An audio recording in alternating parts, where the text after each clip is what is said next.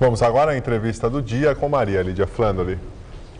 Reeleito em outubro para novo mandato, como nós acabamos de mostrar, o presidente da Venezuela, Hugo Chávez, foi submetido a nova cirurgia agravada por uma infecção respiratória e não se sabe se ele vai ter condições de assumir o novo governo. O futuro da Venezuela é o tema da minha entrevista agora com João Batista Natali, que é professor de ética da Faculdade Casper Libero, jornalista especializado em política internacional e ex-correspondente do jornal Folha de São Paulo em Paris. Natali, muito obrigada, professor, por estar conosco, eu agradeço. Obrigado pelo convite. Desde o anúncio, né, dessa última cirurgia de Hugo Chávez, as especulações são muitas. Se ele assume, se ele não assume, se assumir, se ele consegue ir adiante pelo recrudescimento do câncer, da doença e a indagação. Nós temos indicadores da sobrevivência do chavismo sem Hugo Chávez? A coisa pode ser colocada de uma maneira muito simples, que é assim.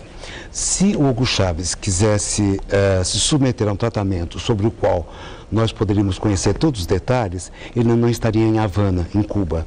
Ele estaria no Sírio-Libanês, estaria no Einstein ou estaria em algum local onde os médicos têm contato com a imprensa. Então, isso significa que existe todo um mistério que envolve aquilo que está acontecendo exatamente nesse momento. De qualquer maneira, qualquer oncologista diria que uma quarta cirurgia para tentar extirpar um tumor que começou com câncer de próstata é um péssimo sinal, ou seja, nós podemos estar muito próximo de algum tipo de desfecho. Os venezuelanos não são idiotas, eles sabem disso. O próprio Chávez, antes de viajar, ele indicou o Nicolás Maduro, vice-presidente que ele escolheu agora no mês de outubro, como sendo o sucessor. Então significa que o roteiro já está praticamente encaminhado. Não que o chavismo vá sobreviver por meio do Nicolás Maduro, mas acontece que o Nicolás Maduro já foi a pessoa entronizada pelo Chávez para conseguir levar adiante essa próxima etapa. Falam que Nicolás Maduro é o filho político de Hugo Chávez. Qual é o perfil desse Nicolás Maduro? Em verdade, veja bem, todo mundo tentou ser filho político do Hugo Chávez nos últimos 14 anos. E ninguém conseguiu por uma questão muito simples.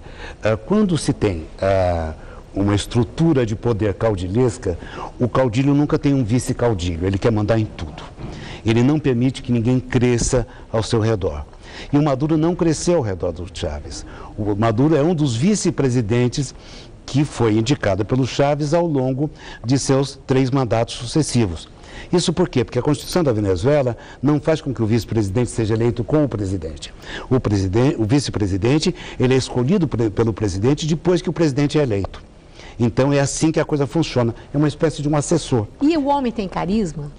O Maduro? O Maduro, ele foi um líder, ele é um ex-motorista de caminhão. Ou seja, para conseguir ter chegado de ex-motorista de caminhão a vice-presidente, com certeza é um homem de altíssima qualidade e de altíssimo carisma. Agora, o problema é o seguinte, que o Chávez, ele tem várias pernas, o chavismo tem várias pernas. Uma perna é militar, uma perna é sindical, uma perna está apoiada nos gastos filantrópicos com base na renda do petróleo e assim por diante. E será que alguém vai conseguir operacionalizar essa máquina com a mesma maestria que o Chávez? Eu acredito simplesmente, Maria Lídia, que isso daqui é impossível. O Chávez foi uma espécie de mágico que conseguiu juntar os ingredientes. Mesmo, o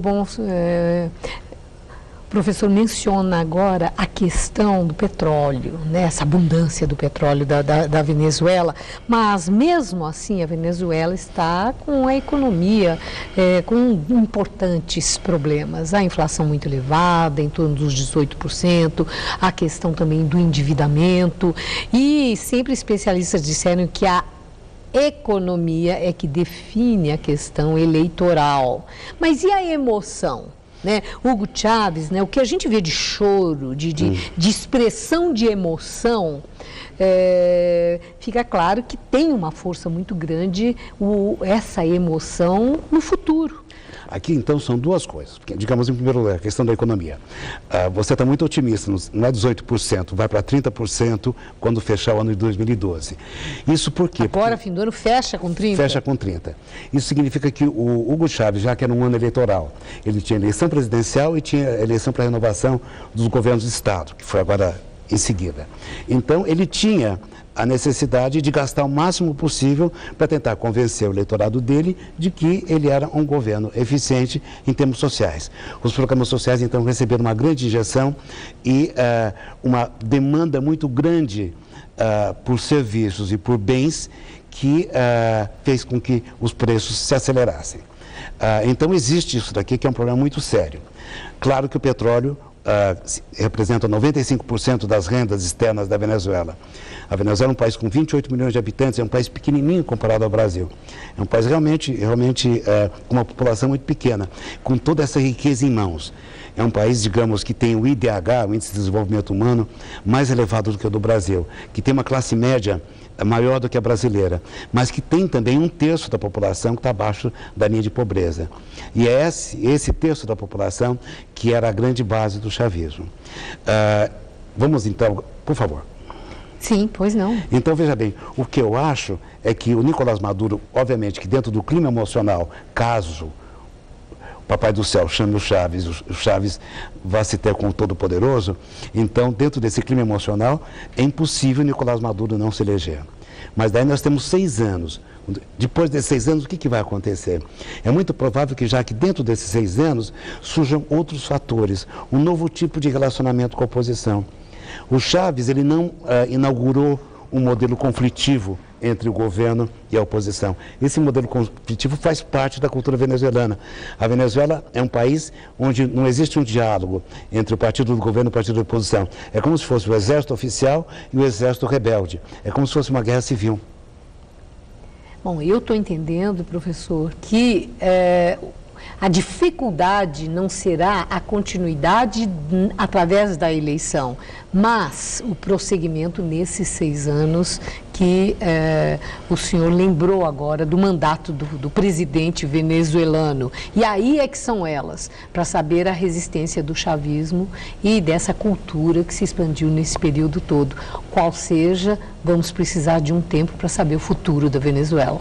Com certeza. O que eu acredito, digamos, é que nem o Henrique Capriles, que é o chefe da oposição e foi candidato presidencial, teve 44% dos votos. Ou seja, não foi uma porcaria qualquer. Ele teve quase metade. O Chaves teve 56%. Então, nem o Henrique Capriles, que é o chefe da oposição, ele seria idiota a ponto de colocar um ponto final nos programas sociais que o Chaves acelerou. Então, isso significa que a Venezuela vai ter um modelo assistencial que vai prosseguir, sejam gregos, sejam troianos que estejam no poder. O que vai acontecer é que Chaves, o chavismo, a República Bolivariana, uma concepção bolivariana da política centralizada numa única pessoa, e esse modelo está comprometido sem o Chaves. Eu agradeço muito. Uma boa noite, professor. Obrigada. Boa noite, obrigado. Gabriel.